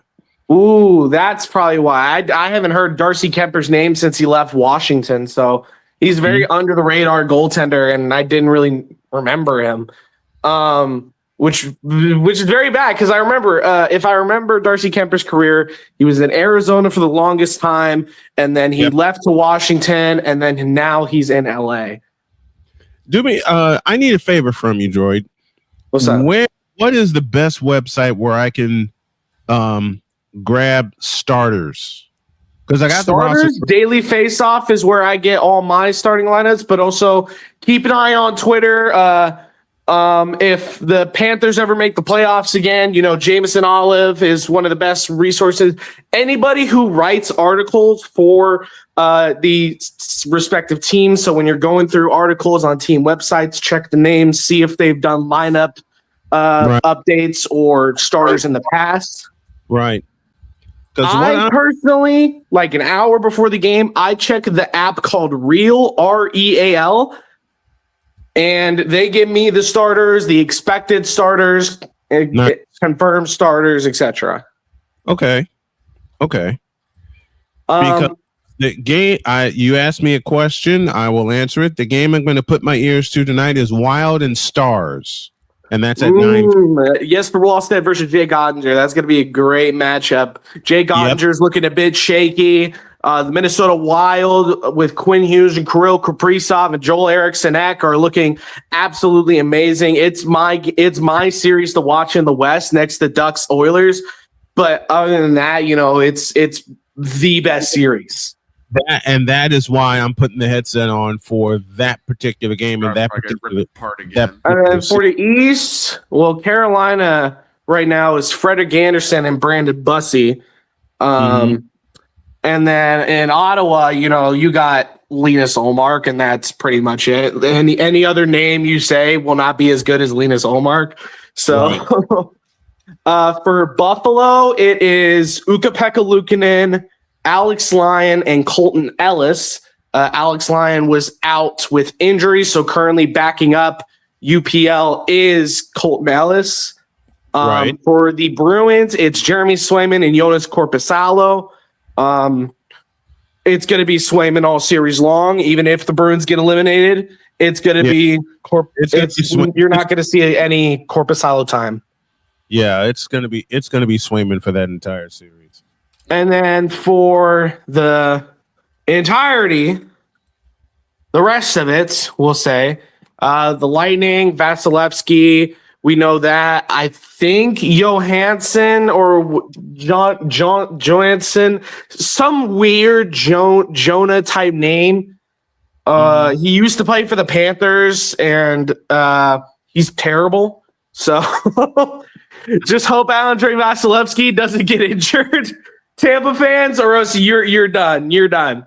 Yeah, and then now in Montreal, I know all three goaltenders. It's Sam Montembeault, Jacob Fowler, and the starter Jakub Dolbash, the Czech goaltender, drafted out of Topeka, Kansas, but not from Topeka, Kansas. He's from the Czech Republic. I love Dolbash. Well, in terms of the first few games, it's everything I expected except Wild Dallas. That was not what I expected. I was telling you it was going to be a 6-game series. Dallas was going to win it. And right now it's looking like it's going to be a 5-game series and the Wild are going to win it. It could be one of two ways. Given the way the Wild played Saturday night or Saturday afternoon, it could go one of two ways, and both of them are extreme. It could be either a sweep or a gentleman's sweep for Minnesota on one side, or if Dallas gets their act together tonight, it could go the distance. It definitely could. If Dallas gets the win tonight, I definitely see this even going 7. That's going to be the big if Dallas can get in and get out with a win. They have to split in Dallas, and they must win tonight. This is one of the earliest must wins I've seen in a long time. But if Dallas doesn't win tonight, they're in trouble. My big question mark right now, Brian, is actually the Colorado Avalanche is my biggest question mark right now. Only beating the LA Kings by 1, I believe, because I believe it was a 2-1 final or 2-0 final. 2-1. That's not a question for me, because to borrow from Magic Johnson, whether you win by 1 or 21, you're still up 1-0 and the Avalanche defended the home ice. Now they're going to get a challenge. I believe they're going to get a challenge and a half from the Kings. But listen, we've seen from the Oilers, the Kings do not go down easily. They will not bend the knee to anybody who is claimed better than them. That's always been their mentality. And I think Artemi Panarin and Anze Kopitar, his final season in the NHL, we will miss you, Anze. Once it's all playoffs is over, Anze Kopitar will officially hang up the skates. He is announced not too long back. And For those who have been growing up with the NHL for as long as I have, we all know Anze Kopitar is at least a top 10 center of all time. You can argue with me on that if you'd like. Anze Kopitar, as long as I've been watching the NHL, is synonymous with the Kings. You cannot mention the Los Angeles Kings without mentioning Anze Kopitar or Jonathan Quick, who just recently retired. There's three names in LA you cannot forget: Drew Doughty, Anze Kopitar, and Jonathan Quick. Those are the three, and Alec Martinez, if you really want to get specific, because the iconic Doc Emmerich call the Stanley Cup Martinez. Everybody remembers that call. I do. I sat there and watched it. I sat there and watched it. That was the last time New York fans had even a little bit of happiness. Yep. The last time Ranger fans had any kind of happiness. But I also want to take a peek at this Ottawa Senators series. Do you know what the first action of the Ottawa Senators series was? And that was? A fight. A fight. As soon as the puck dropped, the captains duked it out. Jordan Stahl and Brady Tkachuk threw down the gloves and started throwing punches. Entertaining, I'll tell you that. I mean, but my big question is actually on Frederik Andersen. Yes, he got a shutout, but he's been so shaky all year long, and I just can't see Frederik Andersen being that guy for the Canes. I think Ottawa maybe wins the next. If Ottawa wins the next two, you're going to see Andersen gets pulled out. Brandon Bussey will lead the Canes all the way to Game 6 and a win. But will he get pulled if he wins Game 2 tonight? If he wins Game 2 and he lets up less than 3 goals, he's in. Mm-hmm. But if he loses this game and loses the next game, I'm pulling Freddie Andersen out. I'm putting Brandon Bussey in. Brandon Bussey is infinitely the better goaltender over the two. I don't know why they started Frederik Andersen. I get it. Playoff Freddie. We love him, but still. Well, we'll see. As Chris Berman says best, that is why they play the games. Yes, Pause for a break. When we come back, on this day in sports history, and a lot of fans I know will remember what I'm going to talk about. And there's a little baseball to be talked about as Victor and I have some musings. Remember a show, Victor, we used to follow called Baseball Musings? Yes, I do. Let me quote this.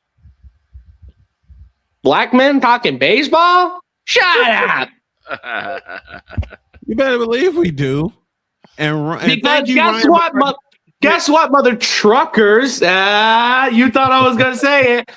Black men talk baseball, and you're going to see it with Victor and Brian. Have a good day, y'all. Back in a deuce. This is Snowman in the Morning.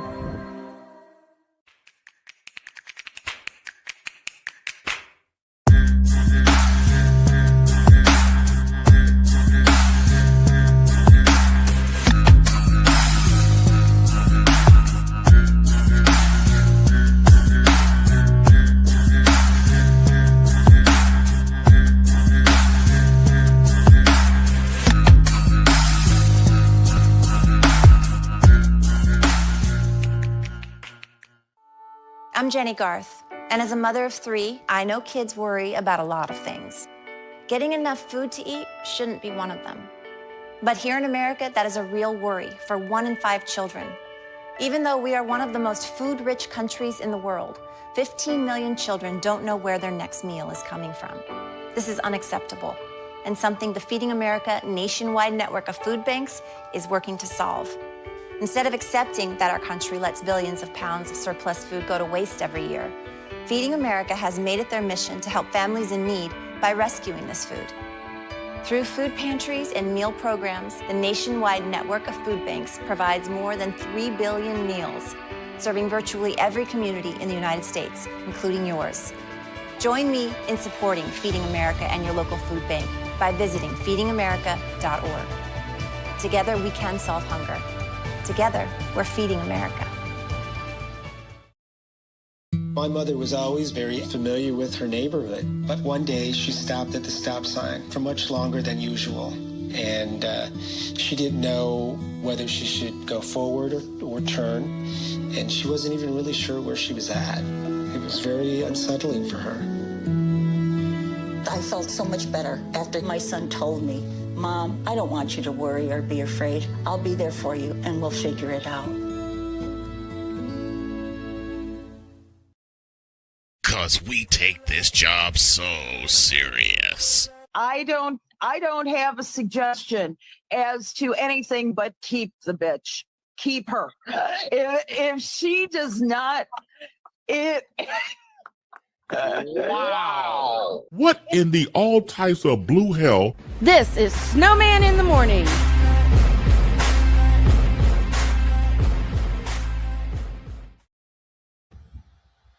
Lord have mercy. And you're going to hear from her later this week. Allison Moran, Mike Drop Moran, will join us on Friday. And folks, John Leahy will join me for Mike to Mike. You'll see that Thursday morning. And one of these times we will have the great Ryan McCarthy on the show as well. And folks, we are 4 days away from the NFL draft and the hilarity that will ensue there. And if you want to get some if you want the real coverage, if you want the real coverage, the laughs and everything, check out Snowman Multimedia for the NFL draft for the first round. When we did the first round of the draft last year, I watched it. And Bay was with us. I've watched it every single day. Same. To this point. Same. My friend was, don't say that. Don't get me up. Don't get me up. Don't get beat up.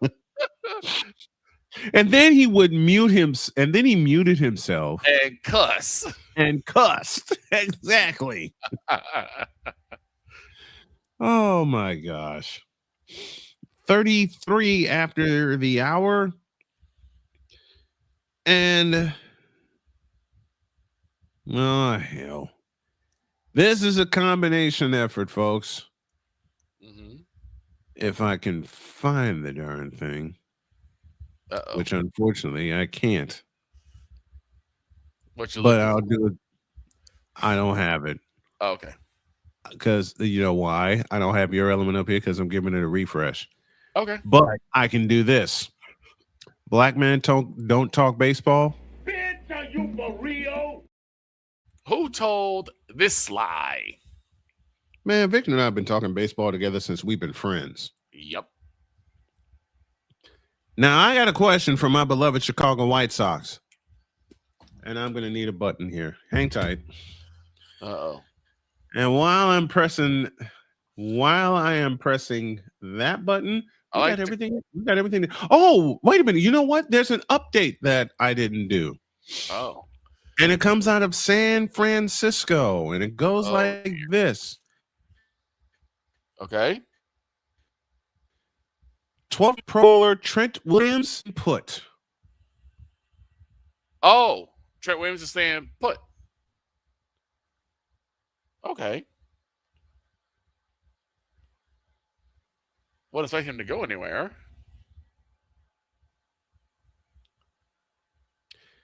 Two-year, $50 million extension with $37 million up with $37 million guaranteed. 24 will be 24 will be due him. Instead of taking a $36.8 million cap hit, Trent Williams will wreck shop for the 49ers for another 2 seasons. The 37-year-old tackle who has flourished with San Francisco and the 49ers were not worried about getting a deal done. They were just trying to find the right figure. So Trent Williams, number 71, will stay with San Francisco. Nene.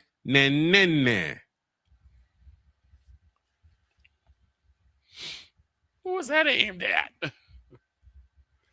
I wasn't looking. All these you want listen. You want to know who that's aimed at?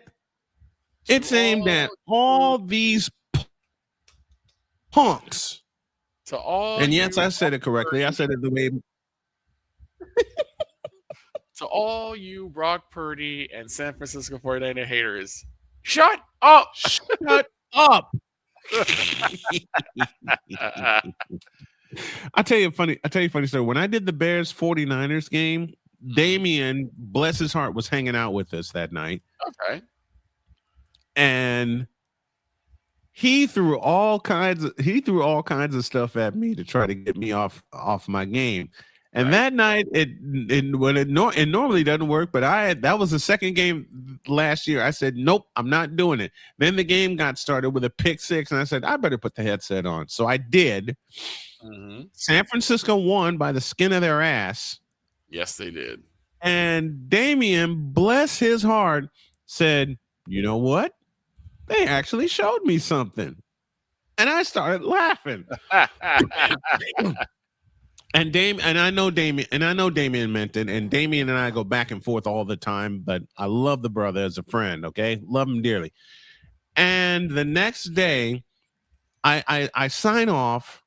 My wife's teasing me, saying, oh, I think he's getting loud because his 49ers just won, because I didn't realize my daughter was asleep. Oops. Sorry about that, Sonia. But the next day, I hop on here, and Damien just goes, damn it.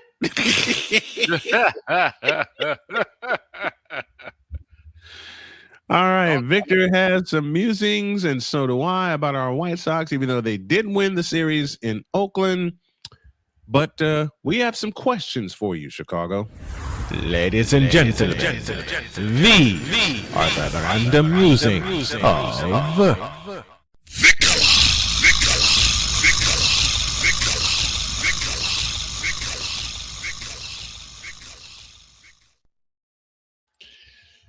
and this.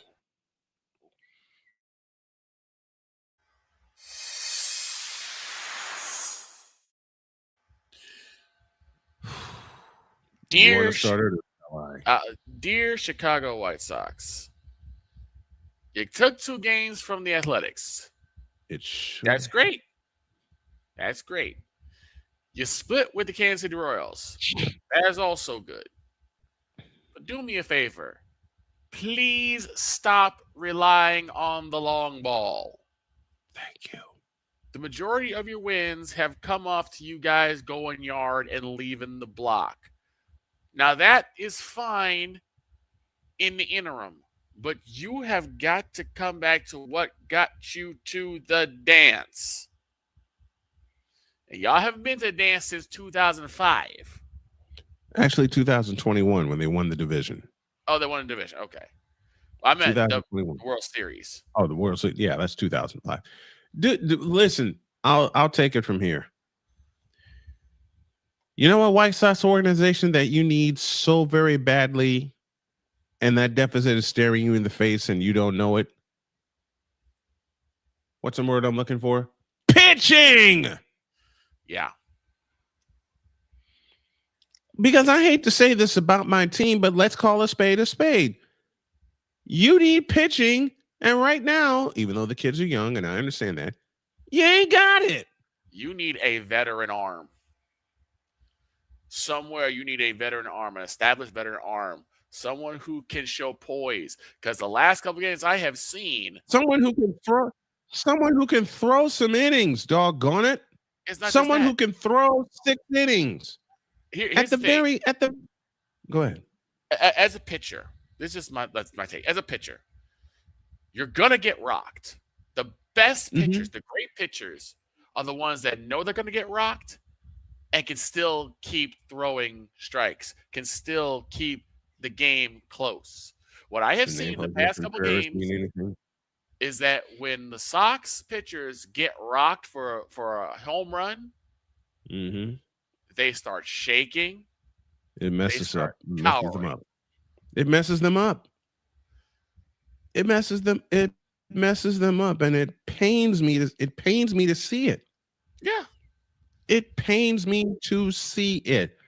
But there's something else that's bugging me besides the lack of pitching. And here I go cussing again. Go ahead. The lack of fundamentals, like 4 little letters that Victor and I speak of all the time. And those 4 letters are RISP. What's that stand for? Runners in scoring position. It's crazy that how big analytics has gotten in MLB. That one has not been looked at. I mean, doggone it. The master teacher is here. What's up, BGS? And since BGS is here, I'll greet him the way I greet him Saturday nights when I hang out with him and the bunch in the Coliseum. And look who's coming up. Thank you, Vince Scully. Matter of fact, to use his voice with the lack of runners and with the lack of hitting with runners in scoring position, BGS, this is for you. This is how I feel. I am too old for this bull. Exactly. Matter of fact, after what I saw Saturday in back-to-back innings, the 10th and the 11th, because if anyone knows the updated rule, if a game goes extra innings, you are given a ghost runner. Yeah, I heard in that. Scoring position. Yep. If you're patient enough at the plate, you can have him walk home. Yeah. Seen it done. Yeah. Which is weird, but I get it. Pisses me off. Back-to-back innings. Runners in scoring position with no outs. Matter of fact, in the bottom of the 10th, the Oakland A's had the bases loaded with no outs in the bottom of the 10th, and the White Sox escaped. And the White Sox load the bases in the top of the 11th with no outs. And nothing. Here's the problem. Nothing across the plate. That should have been at least a 3-run inning. At least three. And then 3 strikeouts to escape the jam. Oh, that's worse. Swinging, looking, swinging. If Napoleon, correct me if I'm wrong on that. Swinging, looking, swinging. Bases loaded, no outs. And you do none that. And you get nothing. You deserve to lose that game. Not even get nothing because you can get under a ball, you can chop a ball, Speaking of fundamentals, you know what? You just reminded me of something. Speaking of fundamentals, you know what they did not even try? A bunt. A squeeze. Yep, a bunt. A squeeze. At least try it. You would think, especially if it's bases loaded and no outs. The first thing I would do is squeeze. It's a squeeze. Lay down a squeeze. Why not? Because you force them to either make a play at the plate, or you force them to throw it to first base. Right. You have bases loaded, no outs, and extra innings. Put the pressure on the defense. And again, if you really work at bunting, you can have it where you can get a little looper bunt over one of the players, get it to at least to third base. Guess what? One guy's going home, and you probably don't even get the guy that's going to first. You know something? I remember a squeeze that the Sox did in 2005 against Boston to clinch that series, to get an extra run. You know who the runner at third was? A.J. Pierzynski. Yep. Not a fast runner, but he flew down. He flew down the line, and Uribe put the squeeze down. Yeah. Up the first base line. You put the pressure on the defense. Now, I will say this in defense of the White Sox: this is a very young team. This is a young team, but here's the problem I have with that. Is that there are certain things that you should have learned in Pee Wee. We've seen little leaguers do the squeeze correctly. Why can't the pros? Because they're too afraid to do the squeeze. I'll give you that answer. They're too afraid to do it. That's why I kind of said it. That's why I kind of paused when I say, yes, it is a very young team. They're going to go through growing pains. That I understand. Yeah. But the things that it's something you learn in Pee Wee. Yep, some of the fundamentals should be coming out right now. I agree with you, Victor. I totally agree with that. But the big part of me, it's like, this is a young team. I get that. And you want to, Victor just said it. You're a young team, but there's some stuff you could do that you learned in Pee Wee growing up, like a squeeze.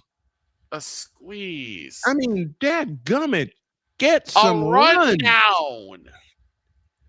Well, they weren't. Well, they haven't been caught in the rundown yet. I'm just saying, I'm saying in terms of fundamentals, I see teams who are messing up the rundown. Mm-hmm. How the do New you York mess Mets? this up? The New York Mets, perhaps. Sorry, Deeds. I'm not. 11 straight losses for the Mets, but this ain't about the Mets. This is about our White Sox. Right. Now, I will also grant them this. This is a long season. Yes.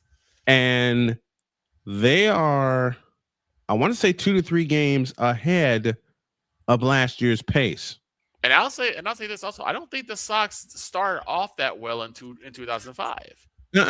They didn't. So there's plenty of time to come back. There's plenty of time to turn it around.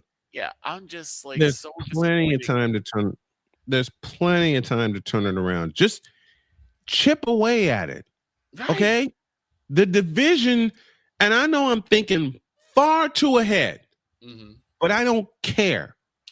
The division can be had. Oh, yes. Okay? Yes. The division can be had. What you need to do is start with your arms. Yes. And right now, our closer is former Philly Sir Anthony Dominguez. And I will say this bluntly, I don't trust him. Because he threw away a game against Kansas City.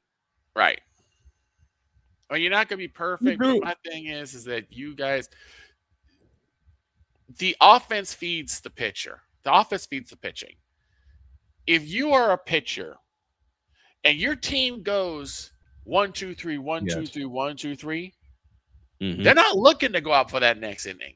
And then what makes it worse is if they actually start getting runs on the board, but nothing comes across, then your pitcher feels deflated because now he's like, I have to win this game on my own. Because my hitters are not hitting. They're not helping me. It began with the first game of the year when we went to Milwaukee. It felt so much like we were actually going to do something that game because first inning. Chase Mydroff led that game off with a home run. Yep. The problem? He hasn't hit one since. He led with the home run. The problem with that game is the Sox only scored the first run and the last run. Milwaukee did the rest of the damage. Exactly. 14 runs between the 2nd and the 8th inning for Milwaukee. Between the 2nd and the 8th inning for Milwaukee, they scored 14 runs. 14 runs. As a matter of fact, it was between the 3rd and the 8th inning. Because we retired them in order. In the first and the second. Yep. Yeah, you're right. You are correct. Absolutely. We retired the Brewers 6 out of 8 batters in the first 2 innings. Nothing since. And then they got to get they went and batted at will. They batted around twice in that game. And that just plain pisses me off. Yep. But again, to allow 2 things. This is a very, very young team. And you got, in essence, 4 months to turn this thing around. I mean, now, how far will they turn it around? I don't know. Because I didn't expect them to compete as a whole because they are such a young team. So we got to allow that, right? I'm not looking at this thing through rose-colored glasses. I'm looking at this thing factually. Because there was this graphic that came up during one of the games I did that this was the 4th youngest team in baseball. This is the fourth youngest team in baseball. So we got to allow that. But doggone it, get some runs. How did Harry Carey put it? Let's get some runs. And again, I don't know if this is a discipline thing. I don't know if this is just a hitting thing. But it seems like whenever there's runners in scoring position, the Sox just flat out get nervous. Hey, like they just know something's going to go wrong. You know what? I'll allow this. Given their recent history, happens to the best of them. Yes. Happens to the best of them. That's why they play 162 games.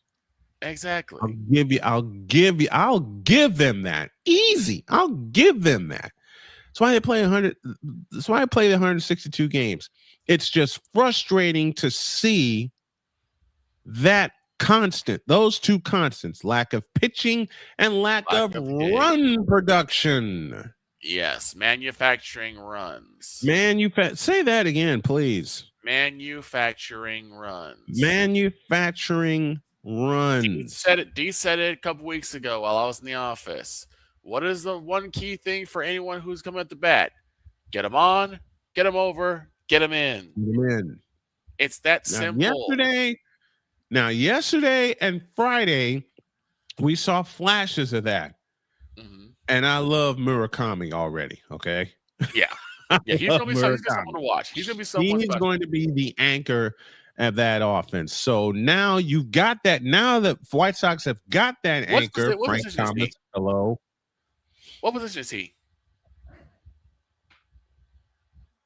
What position is Murakami? What position is Murakami? First base. So he may end up being this Frank Thomas. Team's first, either that or Paul Konerko. He might be this version of this team's version of Paul Konerko. But the key is they have their anchor in the field. I do expect this team to gel at some point this season, even if it's going into next year. Yes. Give us something to look at. You know what I mean?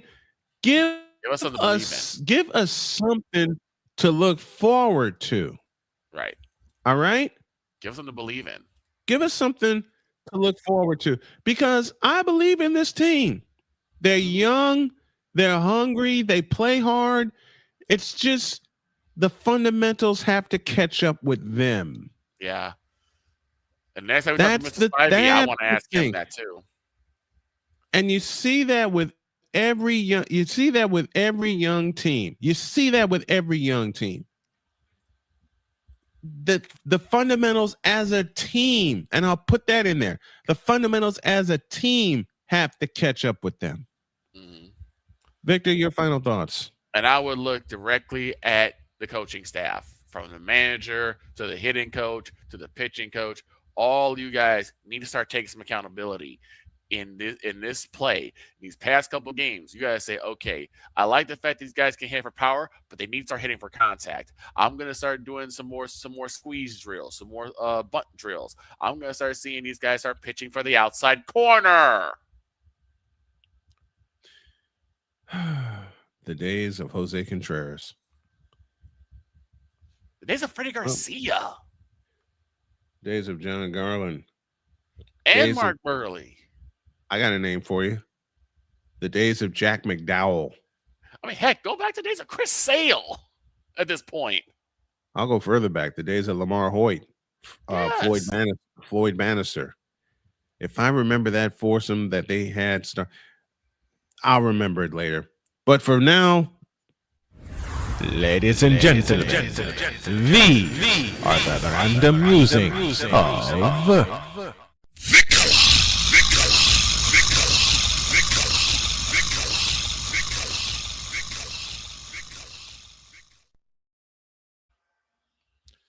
It's about that time. I got something for Jen. Okay. I got Empress, if you're listening, I got this for you. After what I saw on Saturday with the White Sox and the Athletics, after that 11th inning, all I can think of was, this is filth. Yeah. To have the bases loaded and no outs. And no outs. And no runs. Well, we'll finish with a little on this day. It is April 20th. Earth and Day. 40 years ago today, this happened. Michael on the drive across the lane. Turnaround shot. Got it. 63 for Jordan. That was, of course, Michael Jordan's record-breaking day at the Boston Garden when he took the Bulls to 2 overtimes against what could possibly be known as the absolute greatest team ever assembled.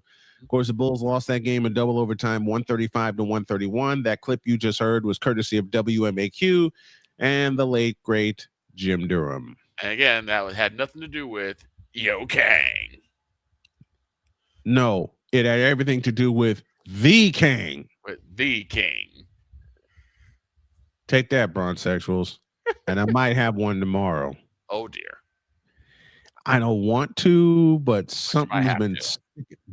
I might have to, because something's been sticking in my craw that in the form of a message that a bronzexual sent to me. I'll decide when to deal with it. But for now, have a great day. God bless. Remember to make your next move your best move. And always remember, if your dreams don't scare you, they're simply not big enough.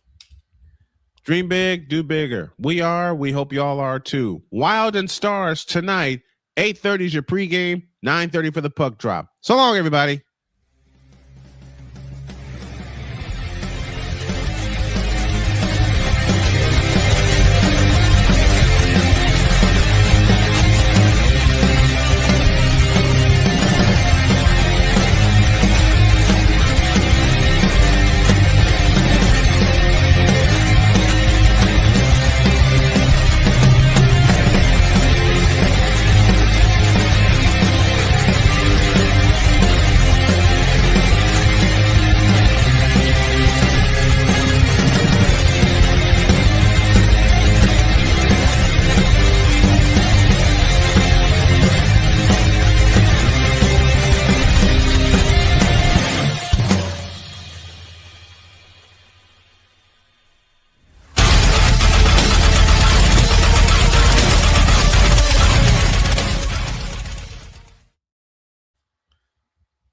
Tonight, Wild and Stars game 2 from Dallas. 8:30 is our pregame, 9:30 is our puck drop. So long, everybody. Peace out.